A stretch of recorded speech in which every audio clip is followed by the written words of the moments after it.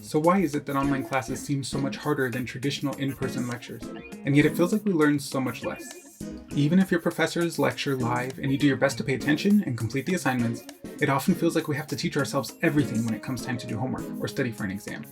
And while it's tempting to blame our professors, teaching styles, or outdated technology, let's instead focus on things within our control and learn 5 strategies that you can use to start getting the most out of your online lectures. Hey everyone, I'm Edward. I'm an academic coach who shares the strategies you need to get the most out of your college experience so you can graduate ready to change the world. Now, before we cover the strategies you need to learn the most possible in your online classes, let's understand why they seem harder to begin with. Online learning requires a ton more discipline. When we learn from home and on our personal devices, there are so many outside factors constantly competing for our attention that it makes it hard to focus. Also, our professors may assign additional lectures and more work than usual, which can leave us spending more time than ever on each class. Another common barrier is finding the motivation to attend class. While it seems like the ultimate convenience to be able to attend from anywhere in the world, research shows that attendance actually goes down for online courses, and drops even more if the professor posts recordings of their lectures. Finally, the life of an online student can be lonely. For the majority of our lives, we sat in classrooms filled with other students and learned a lot through collaboration and conversation. But now we can sit through an entire quarter or semester without ever interacting with our professors or peers. With that out of the way, let's learn the 5 strategies you can start using today to learn more in an online course than you ever thought possible. It's important to note that for any of these techniques to work, you actually have to go to class. Our first strategy is to prime your brain immediately before class so that it's ready to learn. Have you ever felt completely lost at the start of a lecture, as if you've never heard of this stuff before a day in your life? And then after about 5 to 10 minutes of sitting in confusion, something clicks and you say, oh yeah, okay, I know what this is. This lag time you're experiencing is your brain trying to locate relevant information to provide you the context you need to understand what's happening. But these first few minutes of being confused set the tone for the rest of the session, and can leave you feeling behind from the very beginning. But we can avoid this completely by signaling to our brain that it's time to learn. And when we take the time to review before class, it tells our brain what we're about to learn, so it can retrieve the right place for us to start adding in new information. There are 2 primary ways we can do this. And the first is to quickly review the end of your notes from the last lecture, so you know more or less where the professor will start. And second, you're going to want to skim any assigned readings, paying close attention to things like headings, subheadings, any charts or graphics, bolded or italicized text, and chapter summaries or abstracts. By doing this, you'll more easily make new connections and avoid that demotivating feeling of confusion.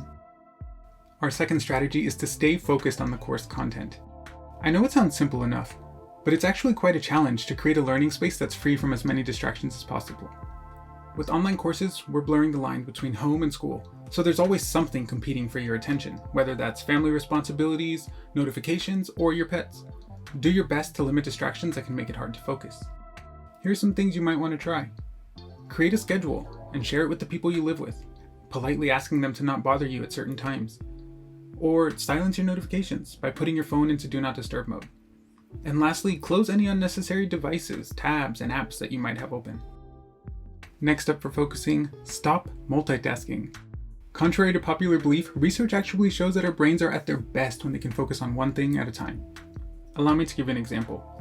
Let's say you're sitting in one class lecture, and figure you'll use some of your extra time to complete an assignment for another course. What we think is happening is that we're listening to the lecture and processing, while we're also completing our homework. But in actuality, our brain can only focus on one of those 2 tasks at a time. So what's happening is when you're looking down at your work, you're really focusing and paying attention to that. And then you look up to the lecture, and you're focusing and paying attention to that now, and back and forth and back and forth. Because you're actually not doing both things simultaneously. Your brain is making an intentional decision to go between homework and lecture and homework and lecture. And meanwhile, the quality of both of those activities is going way down. Instead, try your best to focus on one thing at a time.